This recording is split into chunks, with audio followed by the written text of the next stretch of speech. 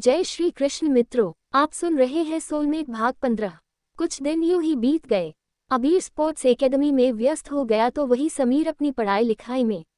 अम्मा जैसे तैसे घर को संभालने की कोशिश कर रही थी।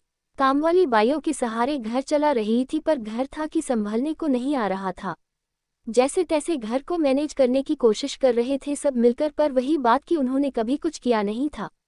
सालों से रेखा ही सब कुछ संभालती आई थी और अब अचानक से उन तीनों पर बात आई तो जैसे तैसे कोशिश कर रहे थे। पर इतना आसान नहीं होता एक भरी पूरी गृहस्थी संभालना। स्त्रियों में ही यह गुण होता है कि हर चीज को, हर रिश्ते को कैसे संभाल सके। त्रिपाठी जी अपनी तरफ से पूरी कोशिश कर रहे थे, पर कोई भी सुयोग्य कन्या अबीर के लिए उन्हें अब तक नहीं मिली थी। तो वहीं गिरिजा भी चारों तरफ हाथ पांव मार रही थी। अपने नाते रिश्तेदारों में उसने खबर करवा रही थी कि उन्हें अबीर अभी के लिए कोई अच्छी लड़की चाहिए।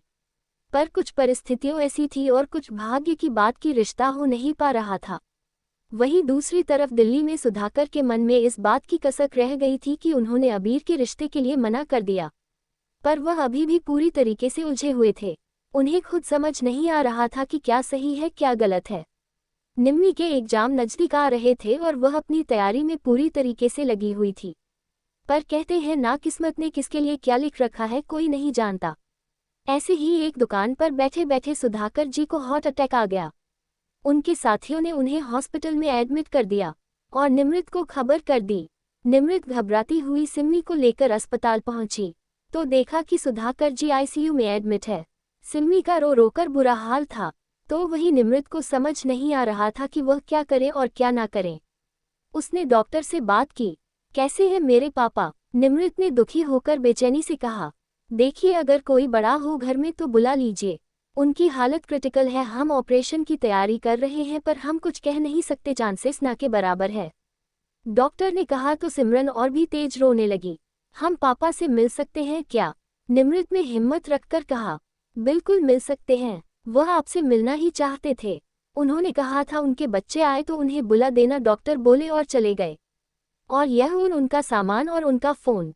सिस्टर ने उन्हें सामान दिया। निमृत और सिमी वार्ड में अंदर गए। सुधाकर ने उन्हें देखते ही अपनी हथेली आगे कर दी। निमृत ने जाकर हथेली थाम ली, पर उसकी आंखों में आंसू भर आए। अपने पापा को इस तरीके से मशीनों के साथ जकड़ा हुआ देखकर उसका दिल रो पड़ा। रोते नहीं है बेटा, तू तो मेरी बहादुर बच्ची है। पर पापा, निम्मी की आवाज न निकली। मेरा फोन कहाँ पर है? सुधाकर कराहते हुए बोले। फोन से क्या काम है पापा, आप आराम कीजिए ना, डॉक्टर अभी ऑपरेशन की तैयारी कर रहे हैं। आप बिल्कुल ठीक हो जाएंगे, निमृत बोली। ठीक होऊंगा कि नहीं होऊंगा वह तो बात की बात है। अभी मेरा फोन दे और एक नंबर ढूंढ कर निकाल, सुधाकर बोले तो निमृत ने उनका फोन लिया। किसका नंबर ढूंढना है पापा? गिरीश त्रिपाठी डायल कर, मेरा दोस्त है, कहना कि पापा बात करना चाहते हैं। सुधाकर ने कहा तो निमृत ने नंबर डायल कर दिया। 2 ही रिंग गई थी कि गिरीश ने फोन उठा लिया। कैसे याद किया, कैसे हो सुधाकर? अंकल, मैं निमृत बोल रही हूँ, पापा आपसे बात करना चाहते हैं, निमृत ने कहा। हाँ बेटा बोलो ना, क्या बात है? पापा की तबीयत ठीक नहीं है। यहाँ पर निमृत के आंसू निकलने लगे। क्या हुआ है बताओ मुझे, क्या हुआ है बेटा? इस तरीके से दुखी नहीं होते, गिरीश बोले। पापा को अटैक आया है, आप प्लीज बात कर लीजिए। निमृत ने फोन सुधाकर के कान पर लगाया। हाँ सुधाकर बोलो, क्या हुआ, कैसी तबीयत है? त्रिपाठी ने चिंता से कहा। ठीक हूँ त्रिपाठी, बस तुमसे एक विनती करता हूँ। त्रिपाठी, अगर आ सकते हो तो आ जाओ। अगर अबीर की शादी का प्रोग्राम ना चल रहा हो तो थोड़ा सा समय निकाल कर मुझसे मिलने आ जाओ। प्लीज जल्दी आ जाना, समय ही नहीं है मेरे पास, सुधाकर ने कहा। नहीं, यहाँ पर कुछ भी प्रोग्राम नहीं चल रहा है। अबीर का रिश्ता टूट गया है। और हाँ, हो भी रहा होता तब भी मैं आ जाता, मेरा दोस्त बुलाए और मैं ना आऊं, ऐसा हो ही नहीं सकता। त्रिपाठी बोले। फिर जल्दी आ जाओ, मैं इंतजार कर रहा हूँ, सुधाकर ने कहा और कॉल कट कर दिया। डॉक्टर अपनी तैयारी में लगे हुए थे, पर सुधाकर को न जाने क्यों ऐसा लग रहा था कि अब शायद वह नहीं बचेंगे। डॉक्टर ने उनकी एंजियोग्राफी कर दी। पता चला कि सभी आर्टरीज में ब्लॉकेज है और अब ऑपरेशन ही एकमात्र उपाय है। पर सुधाकर ने गिरीश के आने तक ऑपरेशन न करने की बात कह दी, तो उसके बाद डॉक्टर कुछ नहीं कर सकते थे। शाम को गिरीश अबीर के साथ हॉस्पिटल जा पहुंचे। सुधाकर को देखते ही उनकी आंखों में आंसू भर आए। घबराना मत सुधाकर, मैं आ गया हूँ और अब तुम्हें कुछ भी नहीं होगा।